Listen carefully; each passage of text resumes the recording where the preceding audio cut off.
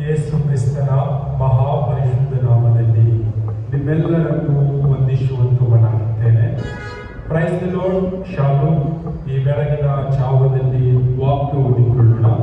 ಪೌಲನು ತಿಮೋಥಿಯನಿಗೆ ಬರೆದ ಮೊದಲನೇ ಪತ್ರಿಕೆ 2ನೇ ಅಧ್ಯಾಯ 1ನೇ ವಚನ 2ನೇ ವಚನ ಓದಿಕೊಂಡು ಸ್ವಲ್ಪ ಧ್ಯಾನ ಮಾಡಿಕೊಳ್ಳೋಣ. ಎಲ್ಲದಕ್ಕಿಂತ ಮೊದಲು ಮನುಷ್ಯರೆಲ್ಲರಿಗೋಸ್ಕರ ದೇವರಿಗೆ ವಿಜ್ಞಾಪನೆಗಳನ್ನು, ಪ್ರಾರ್ಥನೆಗಳನ್ನು, ಮನವಿಗಳನ್ನು, ಕೃತಜ್ಞತಾ ಸ್ತುತಿಗಳನ್ನು ಮಾಡಬೇಕೆಂದು ಬೋಧಿಸುತ್ತೇನೆ. ನಮಗೆ ಸುಖ ಸಮಾಧಾನಗಳು ಉಂಟಾಗಿ ನಾವು ಪೂರ್ಣ ಭಕ್ತಿಯಿಂದಲೂ ಗೌರವದಿಂದಲೂ ಕಾಲಕ್ಷೇಪ ಮಾಡುವಂತೆ ಅರಸುಗಳಿಗಾಗಿಯೂ ಎಲ್ಲ ಅಧಿಕಾರಿಗಳಿಗಾಗಿಯೂ ವಿಜ್ಞಾಪನೆಗಳನ್ನು ಮಾಡಬೇಕು. ಸಂದೇಶದ ಶಿರೋನಾಮೆ ಮನುಷ್ಯರಿಗೋಸ್ಕರ ವಿಜ್ಞಾಪನೆ ಮಾಡುವುದಾಗಿ. ಈ ವಾಕ್ಯದಲ್ಲಿ ನೋಡುವಾಗ ನಾವು ಯಾಕೆ ಮನುಷ್ಯರಿಗೋಸ್ಕರ ವಿಜ್ಞಾಪನೆಗಳು ಮಾಡಬೇಕು, ಪ್ರಾರ್ಥನೆ ಮಾಡಬೇಕು, ಕೃತಜ್ಞತೆ ಸ್ತೋತ್ರ ದೇವರಲ್ಲಿ ಸಲ್ಲಿಸಬೇಕು ಎಂಬುದಾಗಿ ಈ ವಾಕ್ಯದ ಮೂಲಕ ನಾವು ಕಲಿತುಕೊಳ್ಳುವಂತವರಾಗೋಣ.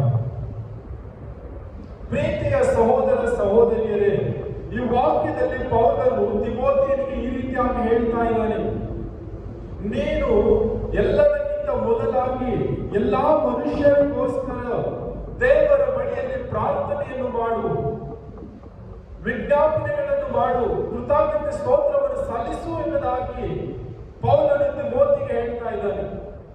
ಆ ವಿಷಯವಾಗಿ ನಾವು ಕೂಡ ತಂದೆಯಾದ ದೇವರ ಬಳಿಯಲ್ಲಿ ಪ್ರಾರ್ಥನೆ ಮಾಡುವಂತವರಾಗಬೇಕು, ವಿಜ್ಞಾಪನೆಗಳು ಮಾಡುವಂತವರಾಗಬೇಕು, ಕೃತಜ್ಞತೆ ಸ್ತೋತ್ರ ಸಲ್ಲಿಸುವಂತವರಾಗಬೇಕು.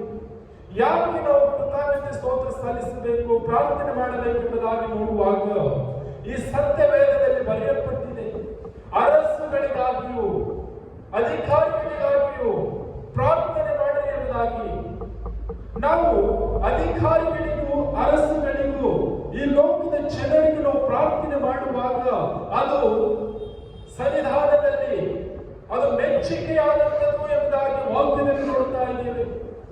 ಮತ್ತು ಅದು ದೇವರ ಸಂಕಲ್ಪವಾಗಿದೆ. ಎಲ್ಲರೂ ರಕ್ಷಣೆ ಹೊಂದಿಕೊಂಡು ನಿತ್ಯ ಜೀವ ಪಡೆಯಬೇಕೆಂಬುದಾಗಿ ಯೇಸು ಕ್ರಿಸ್ತನ ಸಂಕಲ್ಪವಾಗಿದೆ ಎಂಬುದಾಗಿ ವಾಕ್ಯ ಭಾಗದಲ್ಲಿ ನಾವು ನೋಡುತ್ತಾ ಇದ್ದೇವೆ.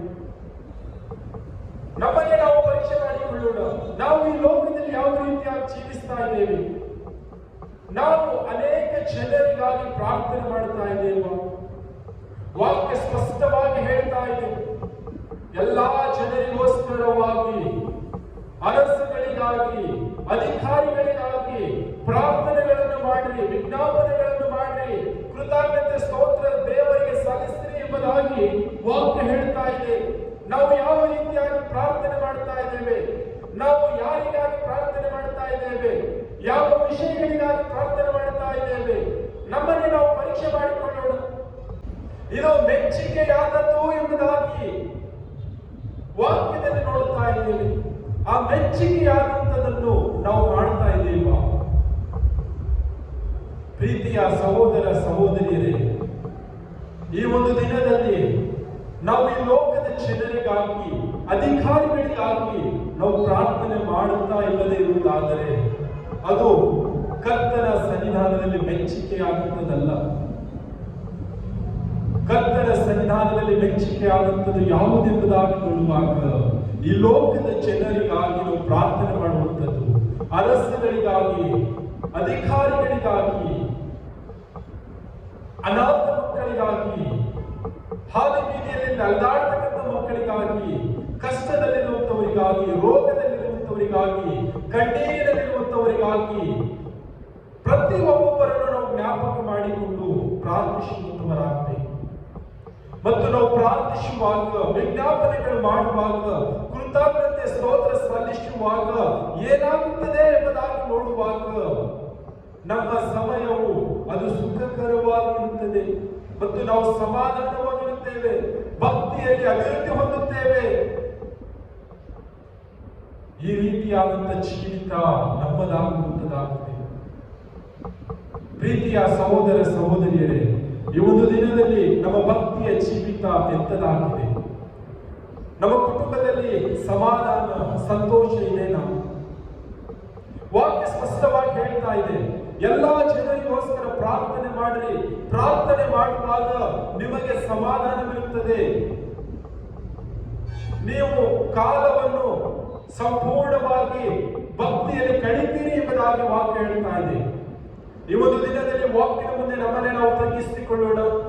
ಎಲ್ಲಾ ಜನರಿಗಾಗಿ ಪ್ರಾರ್ಥನೆ ಮಾಡಿಕೊಳ್ಳುತ್ತ ನಮ್ಮ ಭಕ್ತಿಯ ಜೀವಿತವನ್ನು ಕಟ್ಟಿಕೊಳ್ಳುತ್ತ ನಮ್ಮ ಭಕ್ತಿಯ ಜೀವಿತ ನಾವು ಪರಿಪೂರ್ಣವಾಗಿ ಸಾಧಿಸುತ್ತ ಸಮಾಧಾನವಾಗಿ, ಸಂತೋಷವಾಗಿ, ಅಭಿವೃದ್ಧಿಯಾಗಿಟ್ಟುಕೊಂಡು ನಾವು ಜೀವಿಸುವಂತವರಾಗೋಣ. ಯಾರೆಲ್ಲ ಪ್ರಾರ್ಥನೆ ಮಾಡ್ತಾ ಇಲ್ಲವೋ, ಈ ಒಂದು ದಿನದಲ್ಲಿ ವಾಕ್ಯವನ್ನು ನಾವು ಕೇಳಿಸಿಕೊಂಡಿದ್ದೇವೆ. ಅಧಿಕಾರಿಗಳಿಗಾಗಿ, ಈ ಲೋಕದಲ್ಲಿರ್ತಕ್ಕಂಥ ಪ್ರತಿಯೊಂದೊಂದು ಮಕ್ಕಳಿಗಾಗಿ ನಾವು ಪ್ರಾರ್ಥನೆ ಮಾಡುತ್ತಾ ಈ ಲೋಕದಲ್ಲಿ ಜೀವಿಸುವಂತವರಾಗೋಣ.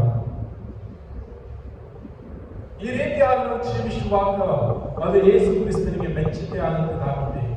ಯೇಸು ಕ್ರಿಸ್ತನಿಗೆ ಮೆಚ್ಚುಗೆ ಆದಂತ ಜೀವಿತ ನಾವು ಜೀವಿಸುತ್ತಾ ಈ ಲೋಕದಲ್ಲಿ ಜೀವಿಸುವಂತವರಾಗೋಣ. ಕರ್ತನು ಈ ವಾಕ್ಯದ ಎಲ್ಲರ ಆತ್ಮಗಳಿಗೆ ಆಶೀರ್ವದಿಸಲಿ. ಆಮೆನ್.